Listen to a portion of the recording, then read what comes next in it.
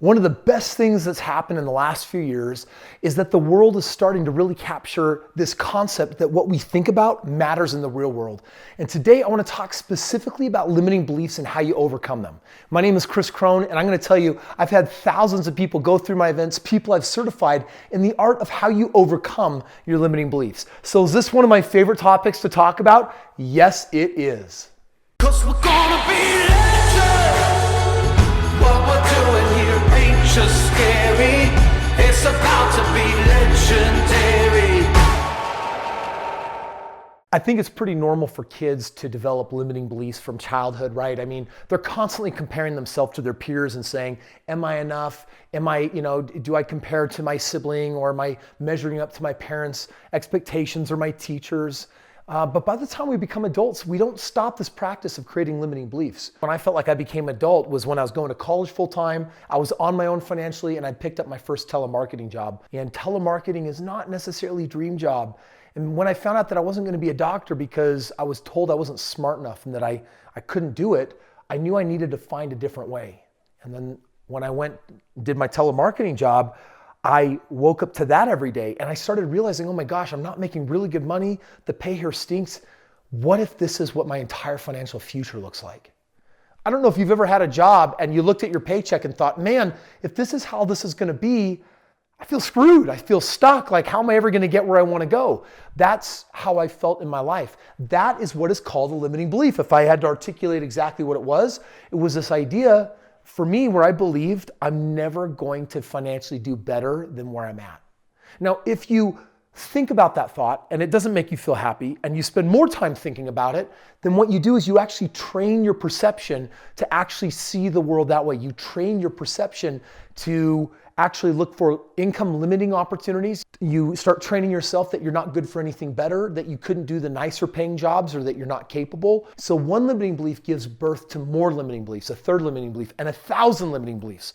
And before you know it, we as humans, we get incredibly stuck in our realm where it doesn't matter how hard you try to break free, you're stuck. Because the thing that doesn't need to change is your opportunity. The thing that has to change is your thinking. Now listen, if you want to overcome your limiting beliefs, there are 3 keys that I'm going to give you that are going to help make this happen. Key number 1, awareness. You just have to have an awareness that your world and your perception is actually colored by limiting beliefs. I mean, right now in this moment, you're taking in 20 billion bits of information. Not just looking at your little screen and seeing me on it. By the way, I'm 6'4". I'm bigger than you might think, but you have nothing to compare me to. At every second, you're breathing in and bringing in 20 billion bits of information, but consciously, you can only process 200 bits. So which 200 are you processing out of 20 billion? Well, the reality is you're only processing what your beliefs prejudice you to see. So if you had a really bad experience with money growing up, mom and dad fought about money and there was never enough, and you heard that phrase, there's never enough money, then for the rest of your life, you're going to look for reasons to actually reinforce the notion there's not enough, because that's part of your perception that you actually see. That's what you take in through your optical nerve. If you want that to change, you need to understand step 1, awareness means, oh, my world and my opportunities are naturally sifted by this brilliant brain based on my prejudices that are based and determined by my beliefs. So if I have a really positive belief, then it's going to bias me towards how I can leverage that for good. If I have really negative beliefs, it's going to bias me in that direction.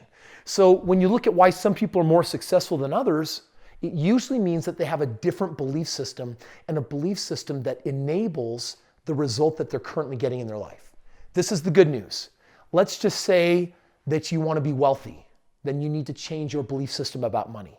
Or you say, I want to lose weight, or I want to do a bodybuilding competition. Excellent. Then we need to alter your belief system about body, health, and nutrition and working out. Or you might say, I need healthier relationships. They always end in disaster. They crash and burn. Then you need to shift your beliefs about relationships. So here's the good news. No one likes to think they need personal development until they have to have it, because everything is burning down. And from there, you're finally humble enough to wake up and realize, okay, it's time to beast myself into a new person. So how do you do that? If step 1 is awareness, it's this acceptance that these beliefs are ruling my perception. And if I think negatively, I attract negatively. And if I think positively, I attract positively. So I have an awareness. My beliefs need to be changed.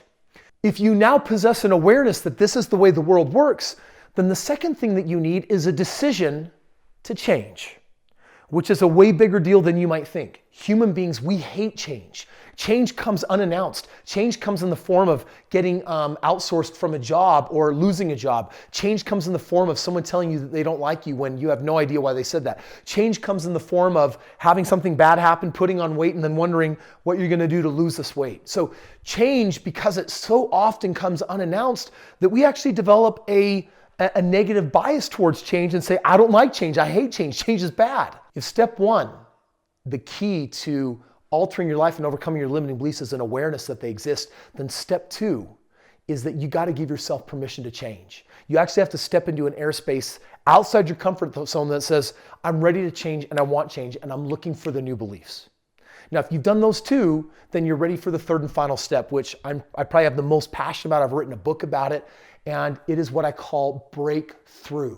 And breakthrough essentially means that you go on a journey. I call it a search and destroy mission.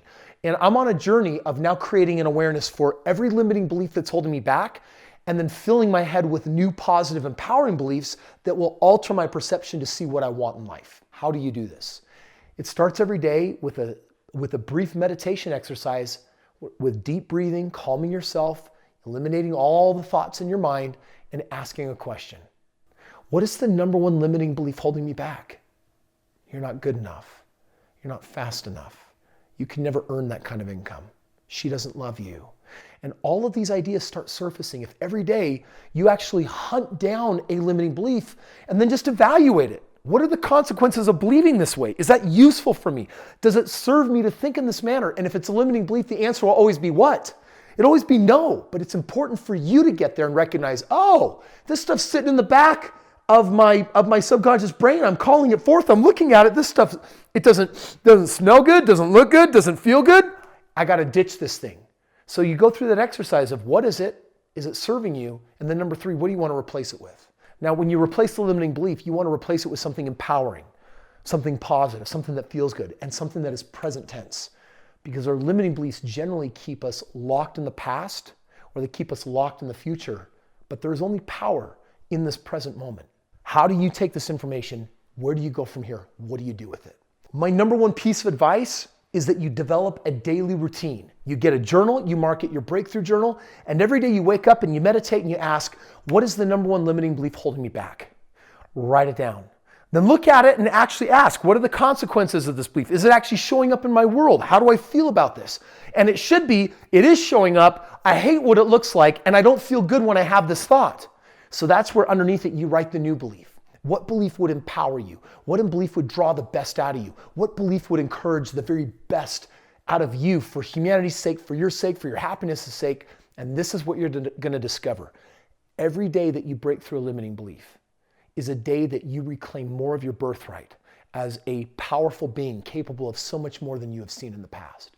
Every day is an opportunity for you to ditch, burn, destroy, annihilate a limiting belief that holds you back and replace it with something empowering, fulfilling, something that builds you up and invites the very best in you. You go on a journey like this for the next 90 days and be careful. You're going to change a lot, because when you change your beliefs, you change your circumstances, you change opportunities, and all of a sudden, everything in your life can get better. Listen, thank you so much for watching this video. If you have enjoyed this, here's my piece of advice. I put on a 4-day event. It is a financial freedom workshop. It's called Unleash Your Financial Destiny. But I got to tell you, it's deeper than money. You'll walk away with $1 million game plan. You're going to walk away knowing exactly how you're going to collect your next millions of dollars in your life. But I'm also going to do some revolutionary mindset breakthrough work that is so life-changing. You got to find a way to get to that event. You got to find a way to get into my airspace where I can lock you in a room with me for 4 days, and we as a group of budding and successful investors and individuals committed to living life to the fullest can experience some of the deepest transformation on this planet. That's what takes place when you get in touch with me. That's what happens when you click the link in the description below. And just take a moment right now to actually click that link and read about what will happen during those 4 days if you and I get together, and how your life will never be the same again. Thank you so much for watching this video. Make sure that you subscribe and ring that bell. If you like this video, heck, share it with somebody else. Give it a thumbs up, and I'll look forward to seeing you on tomorrow's video.